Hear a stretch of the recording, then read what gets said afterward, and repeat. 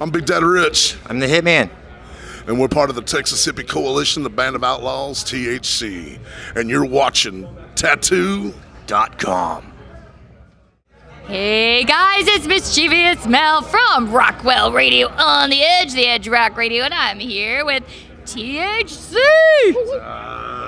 Now, it's all family here because we're all Texans. You know it. You know it. I have no comment. He's from Oklahoma. But we won't say anything bad about that because I visit that casino a lot. Yeah. There you go. I mean, it's in like spitting distance from my house. It's all fucking good. You on to Choctaw or Windstar? Choctaw. Right on. I think you're talking about Windstar, actually. Yeah. She's going down 69, not 35. No pun intended. I was going to go there, but I'm like, no, I'm going to be a good girl. Actually, I'm not. But, speaking of not being a good girl and having good times, you guys are out with Year of the Bull touring. Right on. So you want to tell me about that? Yeah, we've taken out a Canadian band, Cobra and the Lotus, as main support. And we're bringing along a band called Branded Jewels out of New York, and one hell of an entertaining band called Granny Four Barrel kicking off the night.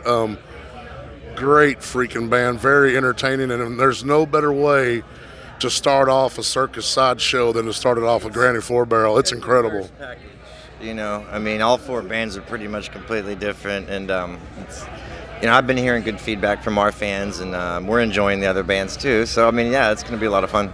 So that being said, if I was going to go to that show and I had no fucking idea what any of it was about, you obviously people know your guys' name because it's big, but the rest of them, I'm hearing these names and they're new to me. What am I? You say it's different. Explain different to me from your vision. Man, Rich, come on, help me on this one. Granny Four Barrel, man. Let me tell Granny you. Four Barrel's a guy named Terry who is like Dresses up like an old lady, and like an old woman, has a rocking chair and everything, and they're just like the guitar players looks like somebody that like a butcher, and then the fiddle player looks. It's just they get all this crazy stuff. So it's a great show. And Branded Jewels, even though they're from New York, they're so cool. You'd think they were from Texas. That's how cool they are.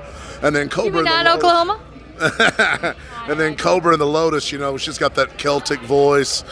Even though she's from Canada, she's got a strong Celtic voice, and you sound freaking awesome. And we like to make sure that when you come to our show, you see some diversity. So we never try to take out anybody that's same genre or whatever, even though I don't know if there's anybody else in the red dirt metal genre at all.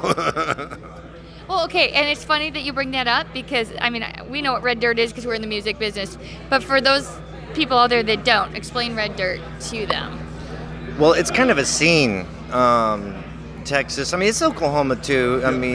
Cross Canadians from. Yeah, exactly. And there's red clay in our dirt, and it's the kind of the country scene. They just kind of, I don't know who started that, but some of those guys kind of coined the phrase referring to us as far as the red dirt metal, because we do play shows with like Cross Canadian Ragweed or bands like that, and they're like, you guys are kind of like red dirt metal or something, And so it's not something we came up with, but it just stuck.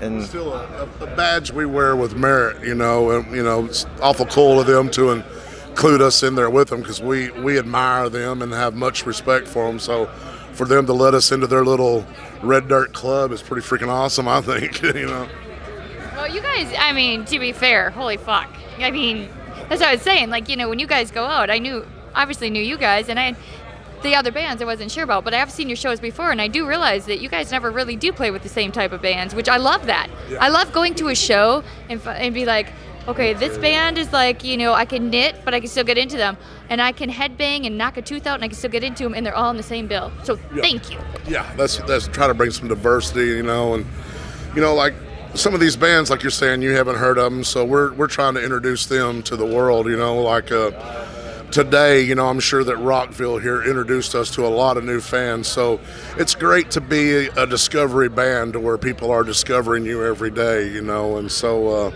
hey man, if we can introduce somebody to their new favorite band, that's freaking awesome for me. Yeah, we see new faces all the time, but also we see the same faces in different cities. Yeah, they'll travel with us to every town. Yeah. Like Fish or Grateful Dead or something, they just follow with us. We had one guy that was the first from Utah to both Colorado shows, Kansas, into Tennessee, into Atlanta. He was at every show all the way. So, and then along the way, a lot of people were at the Colorados and the Kansas shows. So just we got some of the greatest fans on the planet. We all say that, we really don't have any fans, so we just have a very huge extended family. You put that well. Can you follow up on that? I keep throwing you on the spot, don't I? Well, no, he's right, and I mean the band is also family as well. I mean we're all pretty tight, and spirits are really good right now. Yes. Well, it's good times. Faith, family, freedom, right? That's right. Yeah. Faith, family, freedom. That's awesome because that's what he has tattooed in the back of the tree on his head. So yeah, right? I told him to get Mel's bitch, but he's like, yeah, no, like really, whatever. That's cool. Yeah. That's our motto, faith, family, freedom. We like to keep the faith, we're all about our families, and freedom's most important, I feel you. I just got my conceal and carry, and I'm just. Can I get a name, man? I named her Calamity, my gun. Is that right? I did. I was gonna name her Serenity, but let's be I have real. a gun called Mary Jane, so Calamity Jane is almost the same thing. We gotta go shooting then. Right You on. are literally like 35 minutes down the road. We will get this on. I got a Desert Eagle too. We'll go boast them both off. Yeah, let's see how good of a shot I am. I sort of suck, but I'm just happy to say I passed. So, but now I always aim for the bullseye, and I'm a good aim. all right, I honestly could sit and chat all day because you guys are fucking awesome. But I do know that other people want to talk to you, and you guys are very busy. But I do want to chat some ink because we are also here for Tattoo.com. And you all have some, so who wants to go first? How about we start with these things? Alrighty, I'll get this right here. Look at those THC girls right there. Let me make that muscle a little bigger for you. There you go. And I got all these gargoyles to protect me from evil, But like this right here was one of my first tattoos. And I got this in a tattoo parlor in Longview, Texas, about 4 o'clock in the morning after a long night of Jim Beam and sake. Never mix the two. But I was so drunk, and then he got in this part right here, and I said, I guess I'm going to write that song from jail. And he said, what song? I said, that song about how I killed a tattoo artist in Longview, Texas. Because I'm going to tell you something, up underneath the arm there hurt. But, Timmy here has got some very nice ones. Timmy, you're going to have to show the one on your back. That. Yeah, all right. This is a long. Take it story off. is so long though. Yeah, okay, the story's too long, so just show it. help me out There there. you go.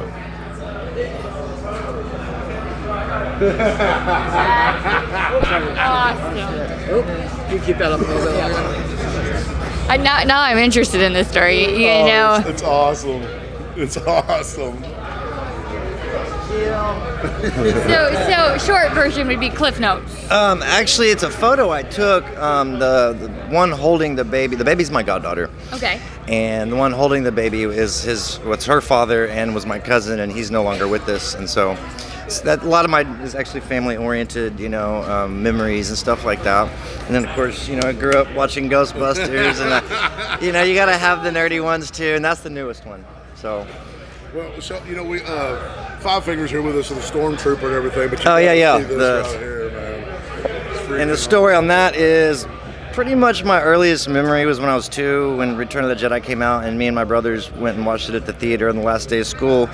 And so that's kind of the significance of that. I wrote the set list on my arm. Sorry, it's kind of covered up. So in other words, nobody's getting this set list. This particular one. They might have printed a few for them, but I just make notes, or I'll write it on my snare drum head, and so. That is awesome. I never know what we're doing, but Timmy always does. So I'll be lost, and I'll look at Timmy, and he'll be like, or something. Okay. That's how I got through a lot of classes. You wear a skirt, you write it down, you Right. pass. They never find that paper. But I have kept you guys way long. You guys have been so awesome, and I want to chat forever, but I know you guys are on the clock. So, that being said, tune in and stay tuned because these boys are on tour right now and they will blow the fucking roof off. And you can catch them at Tattoo.com, Rockville Unseen, and the Edge Rock Radio. Yeah.